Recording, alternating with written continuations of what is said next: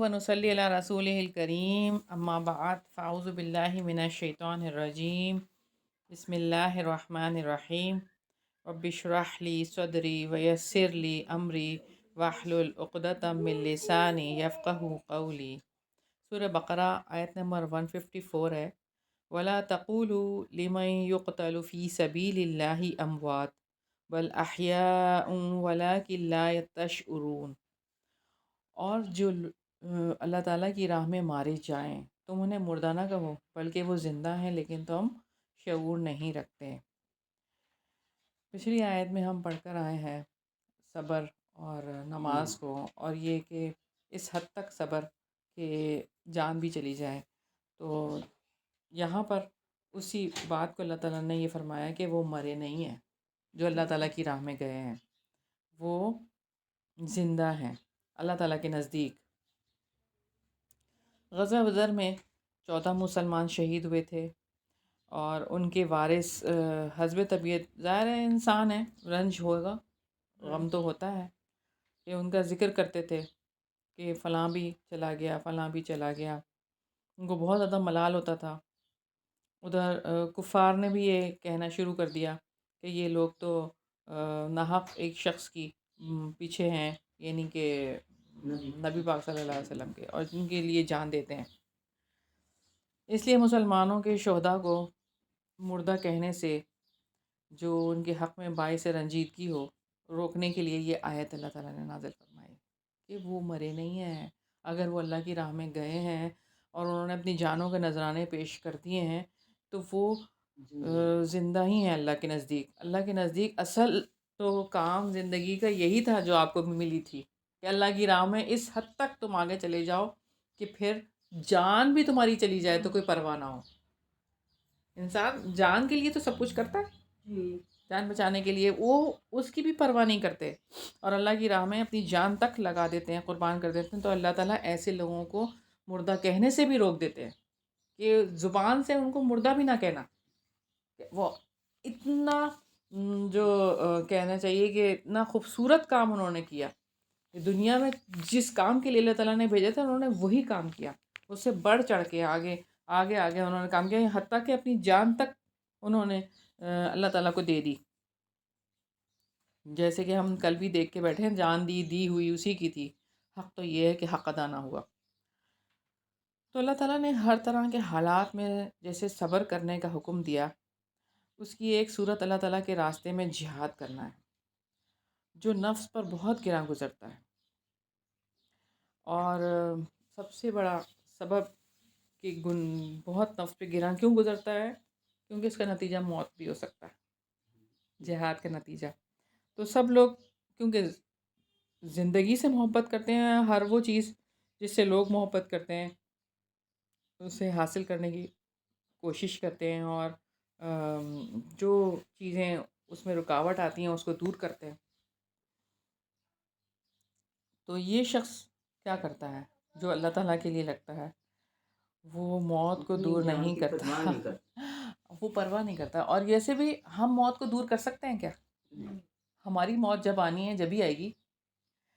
تو بس بات یہ ہے کہ جس وقت موت آنی ہے اس وقت ہی آئے گی۔ جیسے بھی کل پرسوں کی بات ہے کہ ایک بہت بڑے پاکستان کے سرجن ہیں، عبدالکریم قریشی، تو وہ ان کا انتقال ہو گیا آج سے کوئی 1998 میں۔ ان کو گولیاں لگی تھیں، ان کو حق گوئی پہ کراچی میں، ان کے اپنے گھر کے سامنے دماغ میں گولیاں لگی تھیں، دماغ میں گولیاں لگی تھیں۔ آپ سوچ سکتے ہیں، تصور کر سکتے ہیں، ان کا ایک ہلکا سا جو ہے نا بھیجا بھی تھوڑا سا وہ نکل گیا تھا، یعنی اس طرح سے۔ اور ان کے پتہ نہیں کتنے گھنٹے تو ان کا جو ہے نا آپریشن ہوا تھا نیورو کا، برین کا۔ تو ان کو اللہ تعالیٰ نے اتنی زندگی دے دی، اور انہوں نے اتنے بڑے بڑے کام کیے، اتنے لوگوں کو کہتے ہیں کہ وہ جب پیشنٹ آتا تھا تو لوگ ڈھونڈتے تھے کہ ڈاکٹر کریم کا ہے، ان کو بلائیں، ان کو بلائیں، وہ اٹینڈ کریں۔ کہ وہ اتنے ایکسپرٹ ہو گئے تھے اس چیز میں کہ پیشنٹس کے لیے جیسے کوئی حادثے ہو جاتے تھے یا کوئی فائرنگ ہوتی تھی، کراچی میں کتنے حادثات ہوتے تھے، تو وہ ان کو بلائیں، وہ کریں. تو اللہ تعالیٰ نے جس کو زندگی رکھنی ہے جب تک رکھنی ہے. کہنے کی بات یہ ہے کہ آپ کوئی تصور کر سکتا ہے دماغ میں گولی لگے اور بچ جائے. تو 1998 ہی بات بتا رہی ہوں، اور آپ اب کل پرسوں ان کا انتقال ہوا. یعنی اتنے سال اللہ تعالیٰ نے ان کو رکھنا تھا اور ان سے خدمت لینی تھی.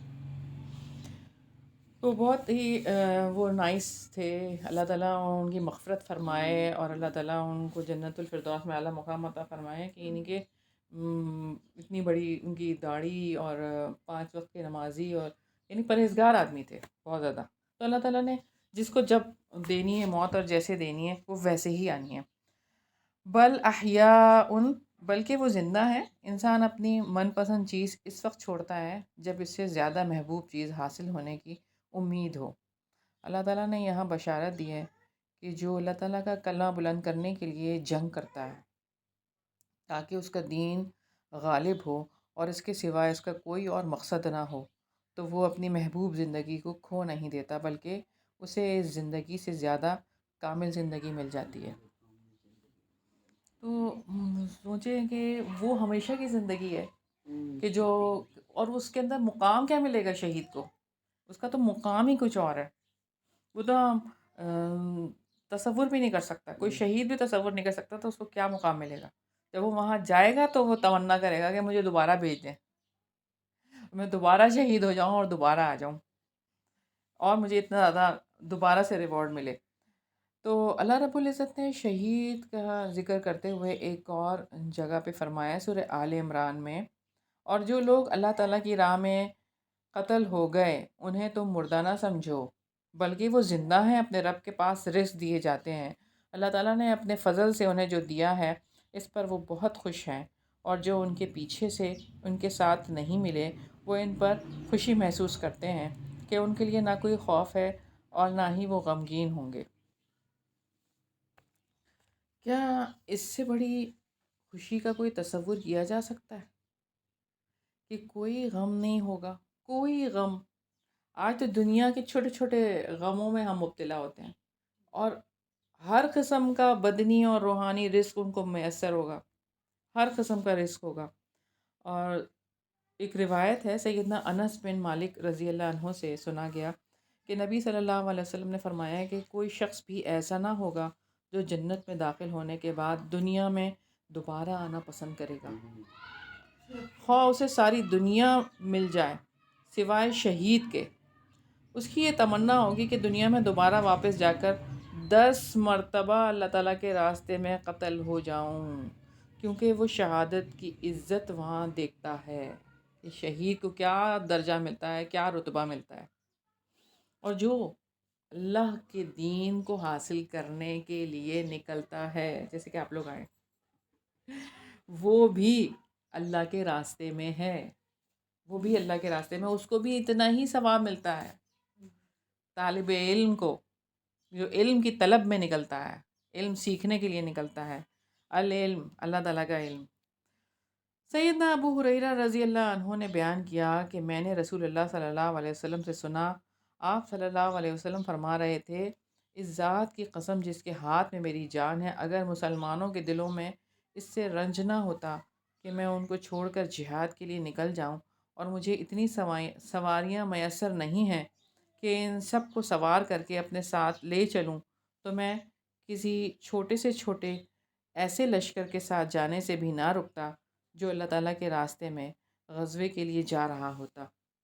اس ذات کی قسم جس کے ہاتھ میں میری جان ہے، میری تو آرزو ہے کہ میں اللہ تعالیٰ کے راستے میں قتل کیا جاؤں، پھر زندہ کیا جاؤں، پھر قتل کیا جاؤں، پھر زندہ کیا جاؤں اور پھر قتل کر دیا جاؤں، پھر زندہ کیا جاؤں اور پھر قتل کر دیا جاؤں. یعنی اتنی دفعہ آپ صلی اللہ علیہ وسلم نے یہ بات فرمائی کہ میری تو یہ خواہش ہے کہ یہ ہو.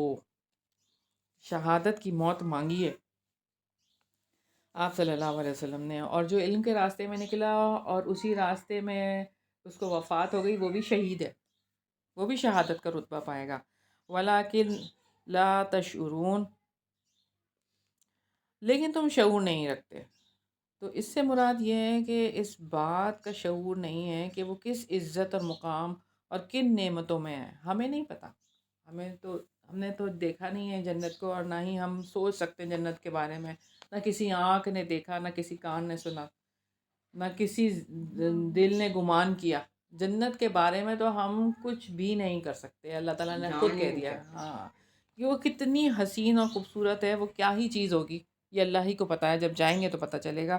لیکن شہید کو اس سے بھی زیادہ اجر ملے گا، تو تصور کر کے دیکھیں پھر کہ کیا ملے گا شہید کو۔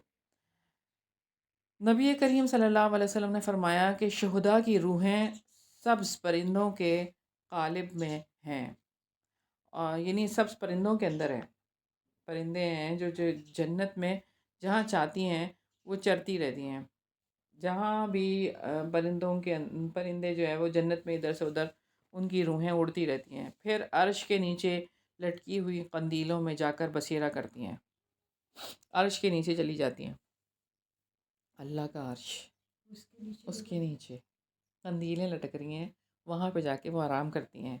یعنی ابھی فیصلہ نہیں ہوا، ابھی تو قیامت نہیں آئی نا، ابھی ہی ان کا یہ حال ہے۔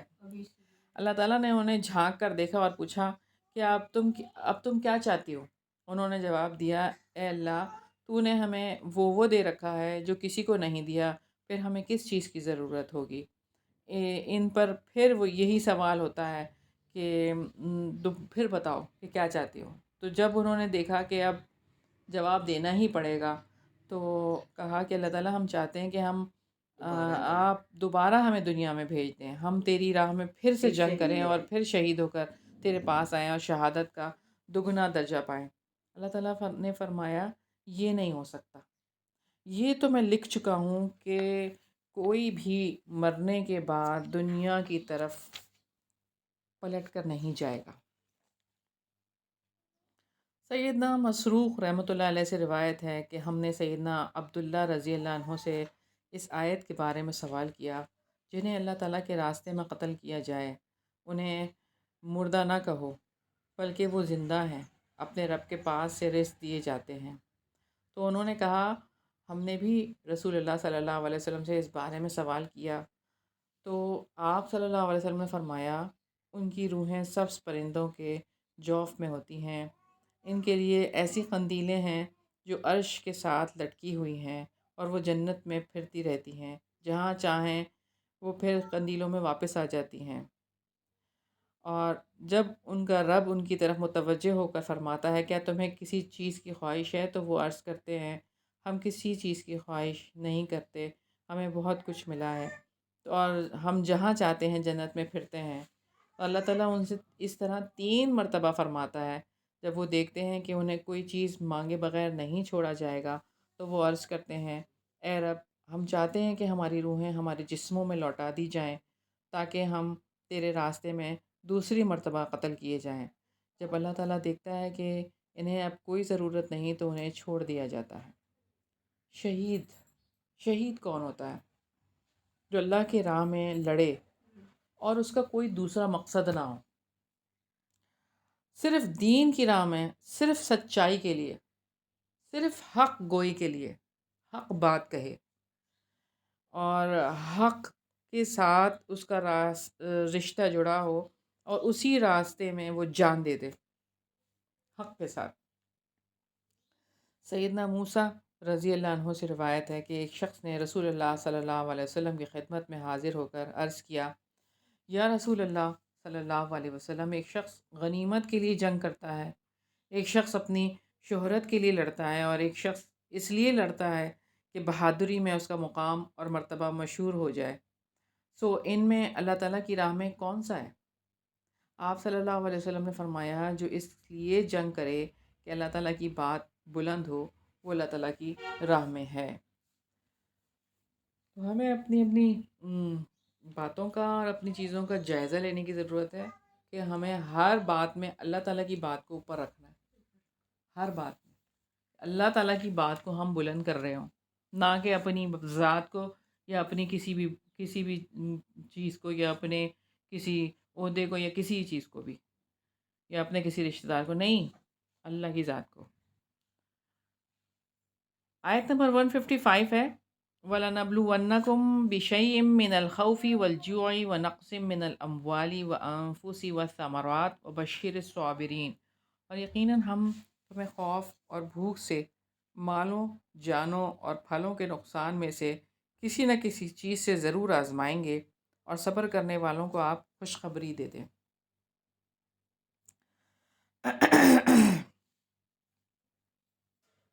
اللہ رب العزت نے خبر دی ہے کہ وہ اپنے بندوں کو ضرور آزماتا ہے، تاکہ جھوٹے اور صابر اور بے صبرے کے درمیان فرق واضح ہو جائے۔ اپنے بندے کے معاملے میں یہ اللہ تعالیٰ کی مشیت ہے۔ اگر مومنوں کا آزمائش نہ آئے، ہمیشہ خوش حالی میں ملے، تو فساد واقع ہو جائے۔ تو اللہ تعالیٰ یہ آزمائش اس لیے رکھتے ہیں کہ اہل ایمان کا ایمان ضائع نہ ہو۔ نہ ہی آزمائش دین سے ہٹاتی ہے، اور آزمائش کا مقصد صرف پاک صاف کرنا ہوتا ہے۔ اسی لیے رب العزت نے فرمایا وَلَنَبْلُوَنَّكُمْ، اور ہم تمہیں ضرور آزمائیں گے۔ آزمائش تو ہوگی، جیسے کہ آپ صلی اللہ علیہ وسلم نے آپ صلی اللہ علیہ وسلم کے صحابی سیدنا انس بن مالک رضی اللہ عنہ سے مروی ہے کہ اس خطاب سے رسول اللہ صلی اللہ علیہ وسلم کے ہجرت کے بعد کے صحابہ کرام رضی اللہ عنہم مراد ہیں۔ یعنی ہجرت کے بعد ہی جہاد ہوا تھا نا، اور آزمائشیں آئی تھیں بہت زیادہ۔ اس سے پہلے بھی آزمائشیں تھیں، لیکن یہاں پر خصوصی طور پر وہ لوگ مراد ہیں۔ بِشَیْءٍ، کسی نہ کسی چیز سے اللہ تعالیٰ انسان کو جن طریقوں سے آزماتا ہے، ان میں خوف، بھوک، مالی نقصانات، جانی نقصانات، پھلوں اور رزق کے نقصانات وغیرہ شامل ہیں۔ تو یہ مختلف چیزیں ہیں جس کی وجہ سے اللہ تعالیٰ آزماتے ہیں انسان کو۔ من خوف کی بات کی اللہ تعالیٰ نے، خوف سے مراد دشمنوں کا خوف ہے، اور وہ ہنگامی صورتحال ہے جو جنگ احزاب سے پہلے ہر وقت مدینہ کی آزاد چھوٹی سی ریاست کے گرد منڈلاتی رہتی تھی۔ یعنی غزوہ احزاب آپ کو پتہ ہے نا، جو کہ غزوہ خندق بھی کہلاتی ہے۔ یہی خندق کہلاتی ہے۔ جی جی، تو وہ سارے کے سارے آئمہ کفر مل کے آ گئے تھے نا حملہ کرنے کے لیے۔ اس سے پہلے بہت زیادہ خوف تھا، یعنی کہ کبھی بھی کچھ ہو سکتا ہے، لیکن تیاری کے ساتھ تو تھے مسلمان، لیکن پھر بھی خوف تو ایک رہتا ہے کہ یعنی ایسے ہنگامی حالات تھے بہت زیادہ۔ تو ایک دفعہ خود رسول اللہ صلی اللہ علیہ وسلم نے فرمایا، کاش آج رات میرا کوئی پہرا دے تاکہ میں سو سکوں۔ یہ سن کر سیدنا سعد بن ابی وقاص رضی اللہ عنہ مسلح ہو کر آ گئے اور کہا، یا رسول اللہ صلی اللہ علیہ وسلم، میں پہرا دیتا ہوں، تو آپ صلی اللہ علیہ وسلم آرام سے سو جائیں۔ چنانچہ آپ صلی اللہ علیہ وسلم نے اس طرح آرام فرمایا۔ ایک رات اہل مدینہ ایک خوفناک آواز سن کر گھبرا گئے۔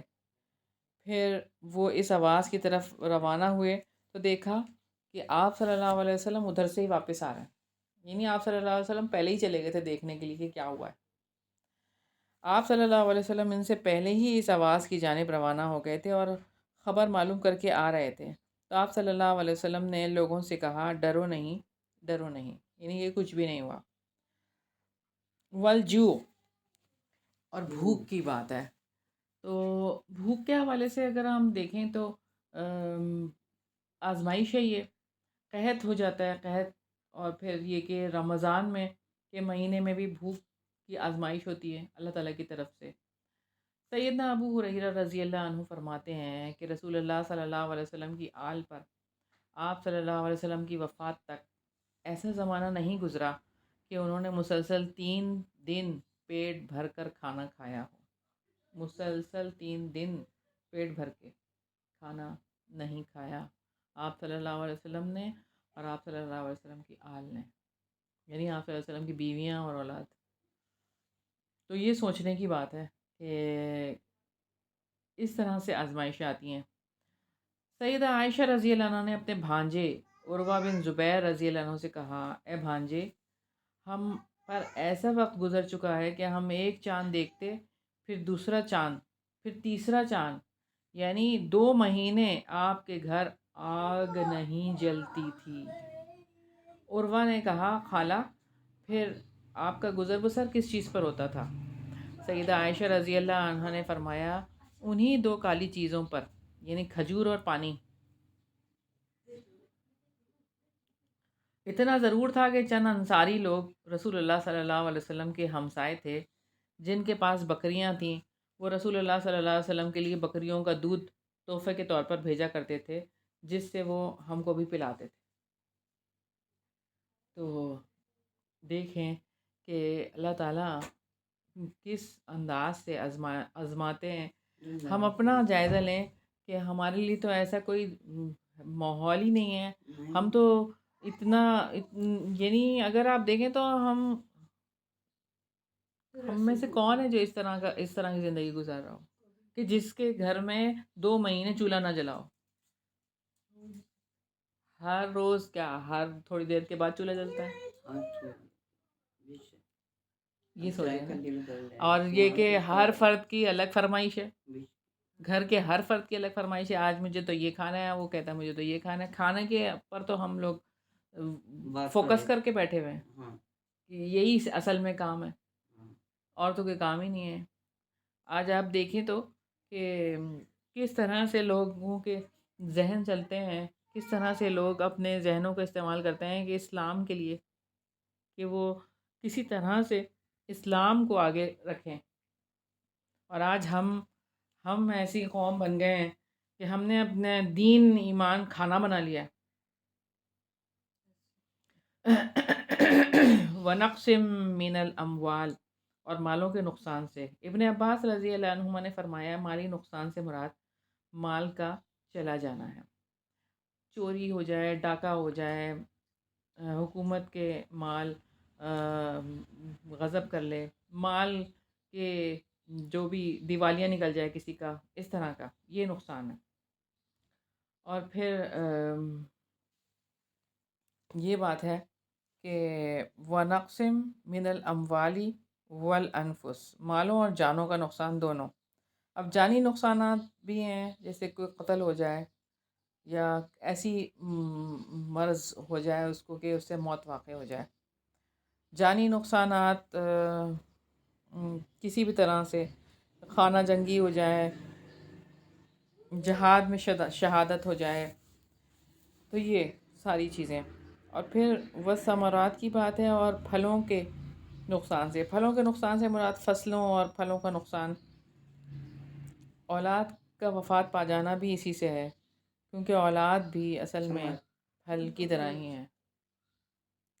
چنانچہ جب آپ صلی اللہ علیہ وسلم کا نواسہ زینب رضی اللہ عنہا کا بیٹا فوت ہو گیا تو آپ صلی اللہ علیہ وسلم نے اپنی بیٹی سے فرمایا یوں کہو جو اس نے لے لیا اسی کا تھا، اور وہ جو دے رکھا ہے وہ بھی اسی کا ہے۔ اس کے یہاں ہر چیز کا ایک وقت مقرر رہے، لہٰذا تمہیں چاہیے کہ صبر کرو اور اس سے ثواب کی امید رکھو۔ تو پھلوں کا نقصان ناگہانی آفتوں کے آنے سے، خانہ جنگی سے، کیڑوں کے حملہ آور ہونے سے اور ٹڈی دل سے ہوتا ہے۔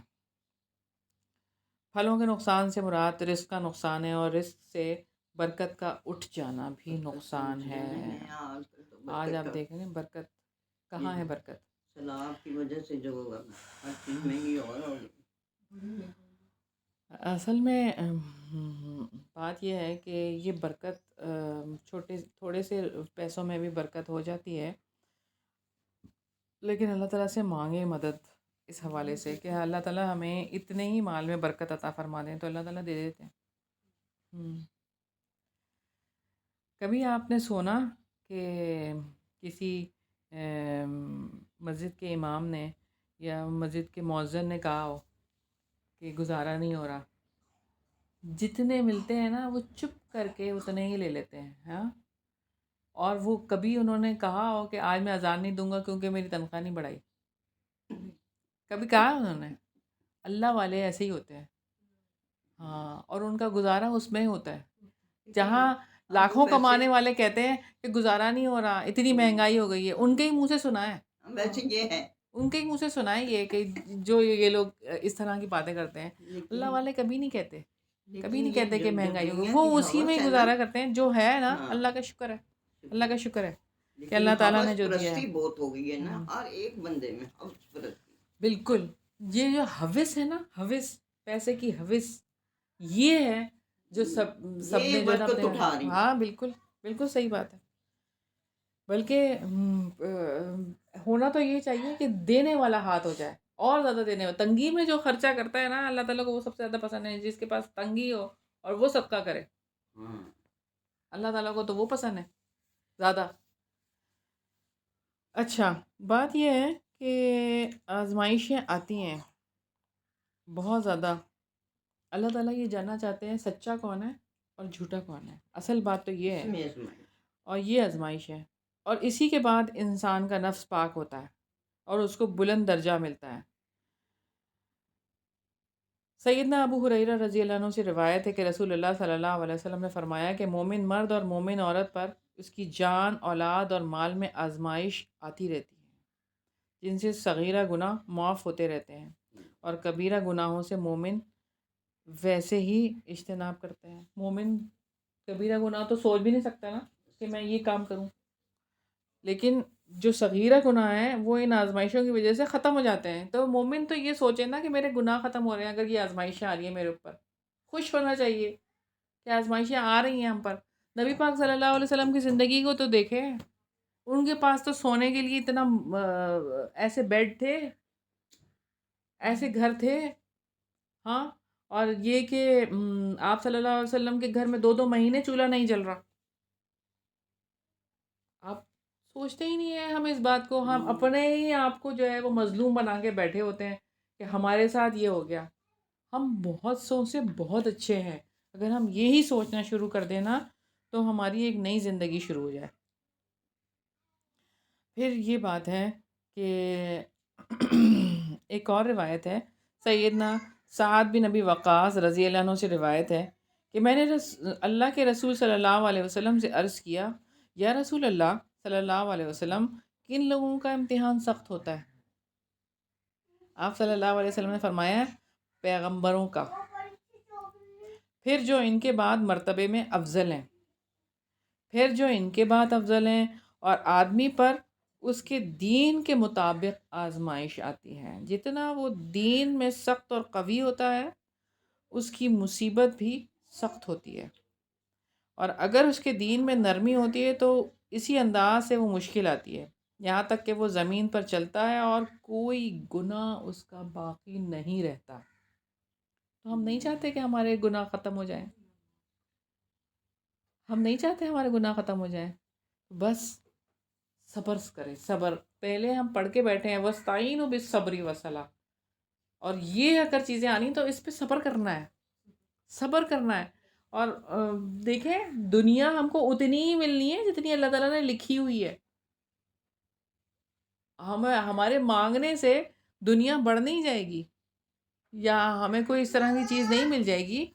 اور جو جس حال میں اللہ تعالیٰ رکھے نا، بس اس پہ صبر کریں، خاموش رہیں اور واویلا نہ کریں، زجر و توبیخ نہ کریں کہ یہ ہو گیا، یہ ہو گیا، یہ نہیں ہے، وہ نہیں ہے.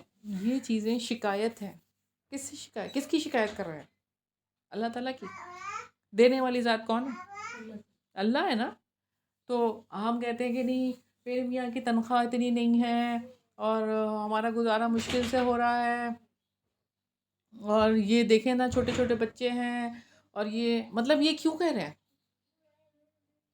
اس کے اختیار میں ہے؟ اس کے اختیار میں تو نہیں ہے نا. اختیار میں تو اللہ تعالیٰ کا ہے. ہمیں کیوں نہیں سمجھ میں آتی کہ اختیار تو اللہ تعالیٰ کا ہے، اور اللہ تعالیٰ نے ہی یہ کیٹیگریز بنائی ہیں. کسی کو اللہ تعالیٰ نے غریب بنایا ہے، کسی کو مڈل کلاس بنایا ہے، کسی کو اللہ تعالیٰ نے بہت ہائی کلاس بنا دیا ہے، امیر بنا دیا ہے. اللہ کے فیصلے ہیں. اللہ کے فیصلوں پہ راضی ہونا سیکھیں کہ اللہ تعالیٰ ہی ہے یہ سب کچھ کرنے والا، ہم نہیں ہیں، یا وہ ہمارے مرد نہیں ہیں یہ کر سکتے. اور آزمائش میں انسان صرف اللہ تعالیٰ سے استغفار کرے، مدد مانگے، صبر کرے، اللہ تعالیٰ کا ہر وقت ذکر کرے، دعا کرے، فتنوں سے اپنے آپ کو بچا کے رکھے، اور اللہ تعالیٰ کی طرف لوٹ کر جانے کو ہمیشہ یاد رکھے کہ میں نے چلے جانا ہے، رہنا کب ہے یہاں پہ، جیسے بھی ہے گزارا کر لو بس اسی میں، صبر کرو، شکر کرو، اللہ تعالیٰ وہاں دے دیں گے انشاء اللہ تعالیٰ اگر یہاں پہ نہیں ملا تو۔ سیدنا عبداللہ بن مسعود رضی اللہ عنہ کا قول ہے کہ میرے لیے آسمان سے گر جانا اس امر سے بڑھ کر پسندیدہ ہے کہ اللہ تعالیٰ کے کسی فیصلے کے بارے میں لب کشائی کروں اور کہوں کاش ایسا فیصلہ نہ ہوتا۔ یعنی آسمان سے میں گر جاؤں، مر جاؤں، ہلاک ہو جاؤں کہ میرے منہ سے ایسا جملہ نہ نکلے کہ اللہ تعالیٰ نے ایسا کاش نہ کیا ہوتا۔ اور اگر کسی مسلمان کو کوئی تکلیف پہنچے تو وہ کیا کہے، اللہم اجرنی فی مصیبتی وخلف لی خیرم منہا، یعنی اللہ مجھے اس مصیبت میں اجر دے اور مجھے اس سے بہتر بدلہ عطا فرما۔ تو اللہ تعالیٰ اسے اجر اور بدلہ ضرور دیتا ہے، ضرور۔ تو ہم یہ دعا نا لکھ کے لگا لیں اپنے پاس اور ہر وقت سوتے جاگتے پڑھیں، انا للہ و انا الیہ راجعون بھی پڑھیں، ہر وقت پڑھتے رہنا چاہیے، کیونکہ رسول اللہ صلی اللہ علیہ وسلم نے فرمایا کہ جس کسی مسلمان کو کوئی رنج و مصیبت پہنچے اس پر گویا وہ وقت گزر جائے، یعنی وہ وقت گزر گیا جو مصیبت آئی تھی، لیکن پھر جب یاد آئے، جب کسی زمانے میں یاد آئے اور وہ کہے انا للہ و انا الیہ راجعون، تو مصیبت کے صبر کے وقت جو اجر اسے ملا تھا دوبارہ ملتا ہے، بعد میں بھی ملتا ہے۔ وبشر الصابرین کی بات کی ہے اللہ تعالیٰ نے، وبشر الصابرین، بشارت دے دو صبر کرنے والوں کو، ان کے لیے ہے بشارت جو صبر کرتے ہیں، صبر کرنے والوں کے لیے اچھے انجام کی خوشخبری ہے اور بے حساب اجر دیا جائے گا ان کو۔ جیسے کہ اللہ تعالیٰ نے ایک اور جگہ پہ فرمایا ہے، قُلْ يَا عِبَادِيَ الَّذِينَ آمَنُوا اتَّقُوا رَبَّكُمْ لِلَّذِينَ أَحْسَنُوا فِي هَذِهِ الدُّنْيَا حَسَنَةٌ، آپ کہہ دیں کہ اے میرے بندو جو ایمان لائے ہو اپنے رب سے ڈر جاؤ، ان لوگوں کے لیے جنہوں نے اس دنیا میں نیکی کی بڑی بھلائی ہے اور اللہ تعالیٰ کی زمین بڑی وسیع ہے، یقیناً صبر کرنے والوں کو ان کا اجر بغیر حساب کے پورا دیا جائے گا۔ تو صبر اللہ تعالیٰ کی معیت کا ذریعہ ہے۔ تو رب العزت ایک جگہ پہ اور فرما رہے ہیں، جیسے کہ ہم پچھلی آیت میں پڑھ کے بیٹھے ہیں، یا ایھا الذین آمنوا استعینوا بالصبر والصلاۃ ان اللہ مع الصابرین، اللہ تعالیٰ صبر کرنے والوں کے ساتھ ہیں، ان اللہ مع الصابرین، اور ابھی اس آیت میں وبشر الصابرین کی بات فرما رہے ہیں اللہ تعالیٰ۔ تو اور ہم پہلے پارے میں بھی پڑھ کر آ چکے ہیں، وَاسْتَعِینُوا بِالصَّبْرِ وَالصَّلَاةِ وَإِنَّهَا لَكَبِیرَةٌ إِلَّا عَلَى الْخَاشِعِینَ، یہ پڑھ کے آئے ہیں ہم پہلے پارے میں۔ تو مدد مانگنی ہے صبر سے، نماز سے، اور بڑی بات ہے یہ مگر عاجزی کرنے والوں پر نہیں۔ اس کا مطلب یہ ہے کہ نماز اور صبر کے ذریعے سے مدد مانگو، بلا شبہ وہ نماز یقیناً بہت بڑی ہے مگر عاجزی کرنے والوں پر، یعنی جو عاجزی کرنے والے ہیں، اللہ تعالیٰ سے ڈرنے والے ہیں، وہی مدد مانگیں گے، اور تو نہیں مانگیں گے۔ صبر اللہ تعالیٰ کی رحمت اور ہدایت کے حصول کا ذریعہ ہے۔ تو یہی لوگ ہیں جن پر ان کے رب کی طرف سے کی گئی مہربانیاں ہیں، بڑی رحمت، اور یہی لوگ ہدایت پانے والے ہیں۔ اصل بات تو یہ ہے، اولئک علیہم صلوات من ربہم ورحمہ واولئک هم المہتدون۔ اگلی آیت جو آئے گی نا آگے اس میں اللہ تعالیٰ یہی فرما رہے ہیں، اور صبر اللہ تعالیٰ کی محبت کے حصول کا ذریعہ ہے۔ اللہ تعالیٰ کی محبت ملتی ہے صبر کرنے والوں سے، اللہ تعالیٰ کیونکہ ساتھ ہو جاتے ہیں ان لوگوں کے جو صبر کرتے ہیں، اور انسان نہیں چاہتا کہ اس سے اللہ تعالیٰ محبت کرے۔ اللہ تعالیٰ محبت کریں گے تو پورے آسمان میں منادی کرا دیں گے کہ میں اس سے محبت کرتا ہوں، تم بھی اس سے محبت کرو، پھر دنیا والوں کے دل میں بھی وہ چیز آ جائے گی۔ تو اللہ تعالیٰ صبر کا نعم البدل عطا کرتے ہیں۔ سیدہ ام سلمہ رضی اللہ عنہا بیان کرتی ہیں کہ میں نے رسول اللہ صلی اللہ علیہ وسلم کو فرماتے ہوئے سنا، ہر وہ شخص مسلمان جس کو مصیبت اپنے نرغے میں لے لے اور وہ زبان سے وہی کلمات نکالے جس کے نکالنے کا اللہ تعالیٰ نے اس موقع پر حکم دیا، انا للہ و انا الیہ راجعون۔ اور اللہم اجرنی فی مصیبتی وخلف لی خیرم منہا، ہم اللہ تعالیٰ ہی کے لیے ہیں اور اسی کی طرف لوٹ کر جانے والے ہیں۔ اے اللہ میری اس مصیبت میں ثواب سے نواز دے اور اس کا نعم المدل عطا فرما۔ تو اللہ تعالیٰ اس کی دعا سے اس کو نعم المدل عطا فرما دیتا ہے۔ اور صبر دنیا میں عزت اور شرف کا ذریعہ ہے۔ آج صبر کریں گے تو کل انعام پائیں گے۔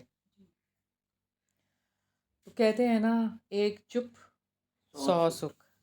تو بس یہ بات ہم نے کرنی ہے، یہ کام ہم نے کرنا ہے، اللہ تعالیٰ ہم سے کروا لیں، صبر کروا لیں اللہ تعالیٰ ہم سے، اور نماز سے مدد لینا، ہمارے اندر یہ بات آ جائے۔ سبحانک اللہم و بحمدک، نشہد ان لا الہ الا انت، نستغفرک و نتوب الیک۔ السلام علیکم و رحمۃ اللہ وبرکاتہ۔ ولا تقولوا لمن يقتل في سبيل الله أموات بل أحياء ولكن لا تشعرون ولنبلونكم بشيء من الخوف والجوع ونقص من الأموال والأنفس والثمرات وبشر الصابرين